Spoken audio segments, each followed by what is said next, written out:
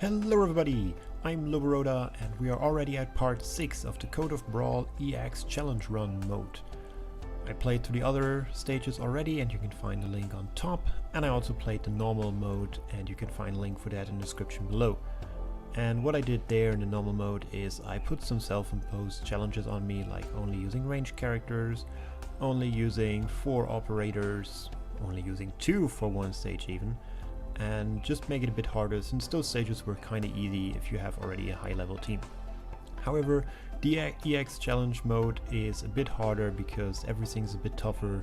I think even the minimum level is E2 level 1, so I try to make it still fancy, but I usually go with a more or less high level normal composition in there. So let's check stage 6 and what we have to do here and how we can deal with that. All Out Charge is the map, and basically we have to defend 3 axes on the left, and they will mostly come from the right side. It's 3 straight lines, it's heavily melee reliant. We need to block a lot. We have the bullies, we have the juggernauts, the great tails. So we need to come up with a good strategy where we have a strong defense line but also deal damage. With Elite 2 level 30 being the recommended level, you can imagine how hard those enemies hit. And on top of that, Guard and Vanguard operators have -1 block. If you take a Vanguard, for example, like Bagpipe, you will have 0 blocks. Even Silver Ash will only have 1. So this is a bit problematic because Guards can be good blockers and Vanguards can be very strong at the start, so you need to go fast into a strong defender defense line. And my line is Hoshiguma, Neil and Matterhorn. The reason being, Hoshiguma has very strong defense and HP, Neil gives healing, so she will also be the center of my defense line, and Matterhorn has a self-sustained skill. Even though I'm not using it here because I have him relatively strong, it is a good skill to use if you do want to use Matterhorn. And the main damage will be dealt by ifirt. I will set them up in a way that ifirt can hit everything. And once again, she is just a real great MVP in this event. So let's jump into the stage and see what the line will look like.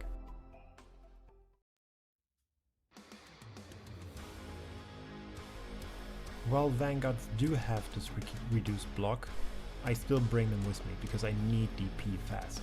So I throw down Siege, and I have her in a skill 2 because I want her to deal actual damage as well to kill them fast. Once I have enough, I throw out Hoshiguma on the top, so this line is more or less safe for now. Next I'll get enough to bring Matterhorn at the bottom, and you can see that I put both of them 1 tile in front of me. That is because I want the center to be filled with Neil. But I do this only after I deployed ifirt, because Siege can't take care of the enemies for now, and the others are stacking up in front of the defenders, so I need someone to take care of them. But the next 20 DP goes into Neil and my line stands. Neil can also provide a bit of healing, and as you can see, ifirt can even fire away at the enemies coming from the top right from the start, which makes this a great team. Shining will be my main healer here because she will also increase the defense of all units inside her range, which is especially great for defenders. I put Wishlash behind Siege and replace Siege with Silver Ash. And as soon as his skill is ready, I will fire it off because there are enemies piling up in front of him. He can only block 1, and Wishlash is not strong enough to keep 1 on her own. And it works barely so.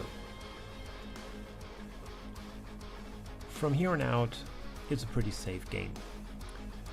The hardest part for my setup was the initial onslaught where a lot of enemies are coming.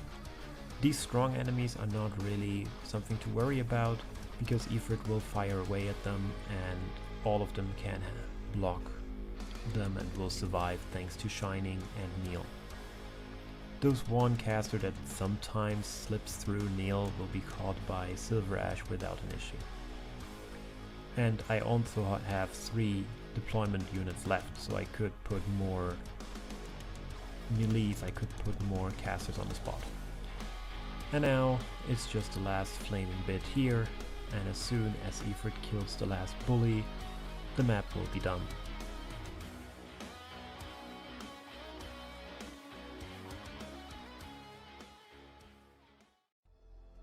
So this was part 6 of the X Challenge run, and once again ifirt is just a real MVP here. But if you don't have ifirt, you can easily do a same strategy that I did and just replace ifirt with Eyjafjalla if you have her, or with Amir. Amir is also a very strong caster actually, and her skill 2 can deal a significant amount of damage. On top of that, you do have 3 more deployments left that you can fill. Shining is also not really needed.